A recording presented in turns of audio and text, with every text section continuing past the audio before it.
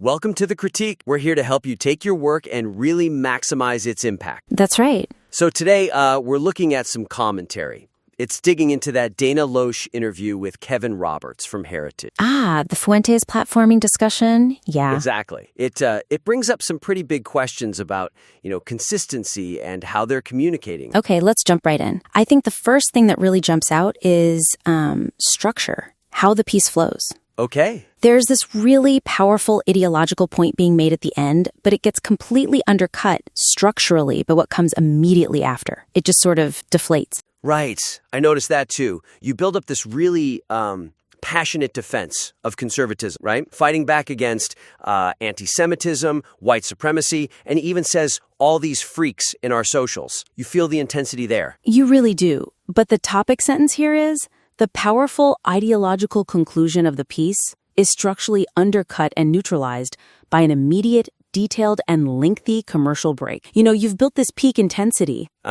This high-stakes philosophical argument, and then suddenly, with no warning at all, it pivots hard into a very specific pitch for the Stopbox USA gun safe. Ah, yeah, that transition. Okay, so the weakness is really that hard cut. It is. The weakness is that detailed product talk. Push-button locks, no keys, no batteries, TSA compliance, American jobs, all that detail. It just completely dissipates the focus on the philosophical battle you just described. It kind of yanks the listener right out of that headspace, doesn't it? Totally. From this big ideas debate straight into consumer product specs.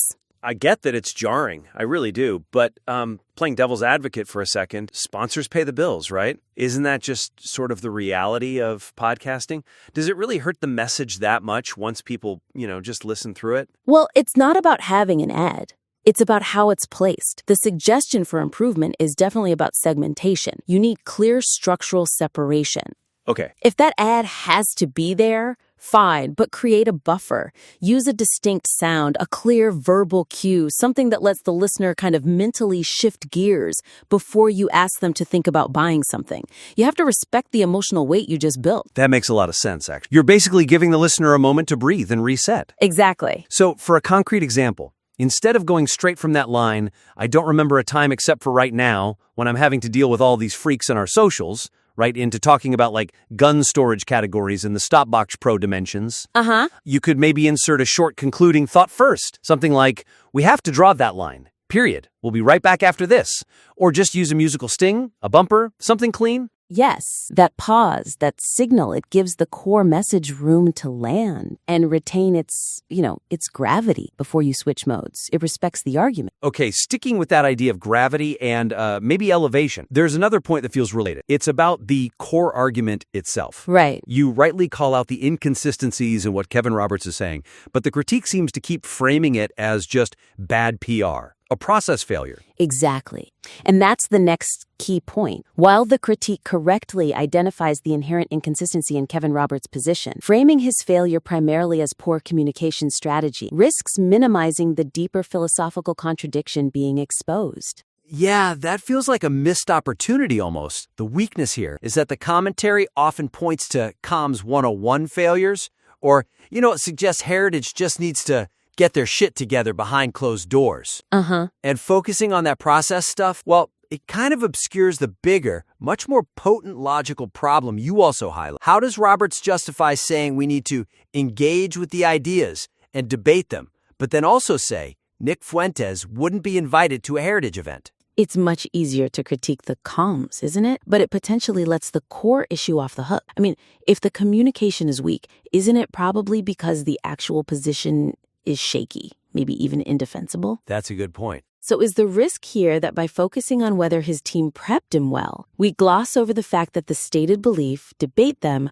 might just be fundamentally at odds with their actions? The bad comms could just be a symptom of confused thinking underneath? Okay, so the suggestion for improvement is to shift that focus. Frame the comms weakness as the symptom. Yes. Treat the underlying philosophical confusion, that contradiction, as the main problem. That definitely gives the critique more intellectual weight, right? More punch? Absolutely. It elevates the argument significantly. And, building on that, when you discuss Roberts' weak answer and his flip-flopping, try to pivot quicker from the sort of hedging language. Like, do I have all the facts? Do I know the whole story?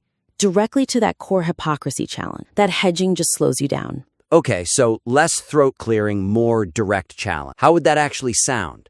Like a concrete way to make that pivot sharp? Well, for example, you could really lean into the contradiction. If the whole strategy is supposedly to bypass the messenger and attempt to be really smart and savvy at reaching the audience, then why bother defending platforming Fuentes on huge platforms at all? Right. Why does that argument even come up? And if debate is so crucial, why the double standard? Digital platform okay, physical heritage stage not okay? Push that philosophical inconsistency, not just the messy delivery.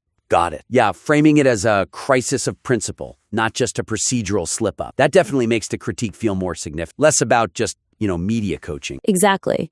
It becomes about the soul of the movement, not just the spokesperson's performance. Right, okay.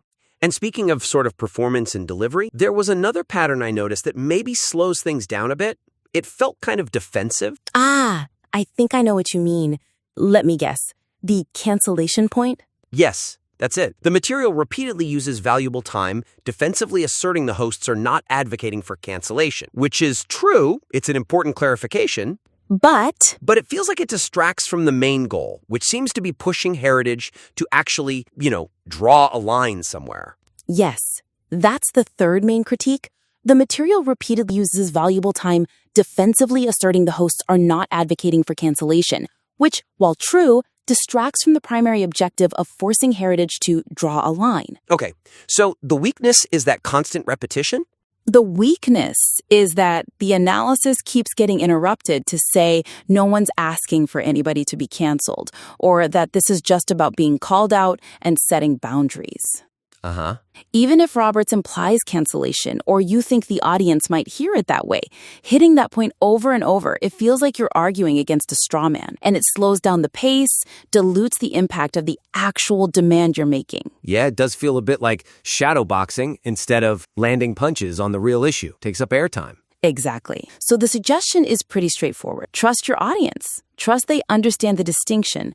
Consolidate that defense against the cancellation charge into maybe one single sharp statement up front. Get it out of the way. Yes. Then the rest of the analysis can maintain that forward-moving, demanding posture. It needs to feel proactive, not reactive. Say it once strongly, then get back to the core policy debate. Okay, so how would that look practically, instead of weaving it in multiple times? Just combine those moments. Where it says things like, it doesn't mean that he ought to be canceled and no one's asking for anybody to be canceled. Just craft one clear upfront framing statement. Okay. Something like, look, let's be clear. This isn't about canceling anyone. This is about consistency. It's about the courage to define what we actually stand for. Something like that. Right. Stated clearly, and then move on.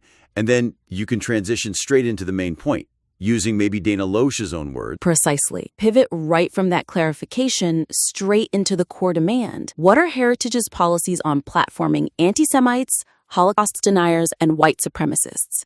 And really hammer that inconsistency Loesch pointed out. Why doesn't the label venomous apply equally when discussing hate directed at Christian Zionists? By streamlining that defensive bit, you make sure the central question, the demand for clarity and consistency, is the thing that rings loudest throughout the critique. Okay. Yeah, these points all feel like they work together to sharpen the focus and increase the overall impact of what's already a pretty strong piece of... That's the goal, really. To make sure the structure and the framing live up to the importance of the topic, because it is an important topic. These suggestions, dealing with the structure around the ad, elevating the argument beyond just comms, and streamlining that cancellation defense, they should help maximize the clarity and the punch of your central critique. Great. So just to quickly recap, the actionable advice for the writer. First, create a clear structural break, sonic or verbal, between that intense political conclusion and the detailed commercial content. Protect that emotional gravity. Right. Second, elevate the core critique. Frame Robert's struggles less as a simple comms failure and more as a symptom of a deeper philosophical inconsistency. Push the principle, not just the process. Exactly. And third, consolidate that defense against the cancellation accusation. State it clearly once up front. Then maintain a strong forward momentum focused on the demand for heritage to define its line. You've got a really potent argument here. These adjustments should just help it land even more effectively. We're genuinely looking forward to seeing how you might integrate these ideas. Absolutely. And if you do make revisions based on this, please feel free to submit the work again. We'd be happy to take another look. Until next time, keep refining.